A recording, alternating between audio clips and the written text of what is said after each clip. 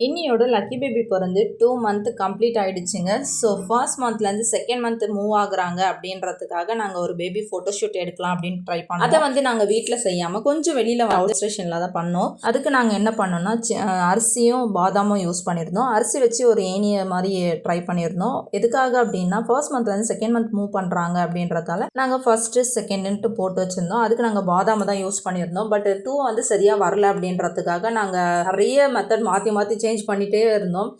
இந்த 2 செட் ஆகலாம், அந்த 2 செட் ஆகலாம், கம்ப்ளீட்டாக ஒரு வழியாக 2 செட் பண்ணிட்டோம். அதுக்கப்புறம் லக்கி பேபியை வச்சு ஃபோட்டோ எடுக்கலாம் அப்படின்னு ட்ரை பண்ணோம். பட் அவங்க தூங்கிட்டு இருந்தாங்க. அவங்கள எழுப்புறதுக்குள்ளே ஒரு வழி ஆகிட்டோம். அதுக்கப்புறம் நாங்கள் அவங்கள வச்சு ரொம்ப டென்ஷன் படுத்தி அவங்கள வச்சு நாங்கள் வீடியோ எடுக்க வேண்டியதாக இருந்துச்சு.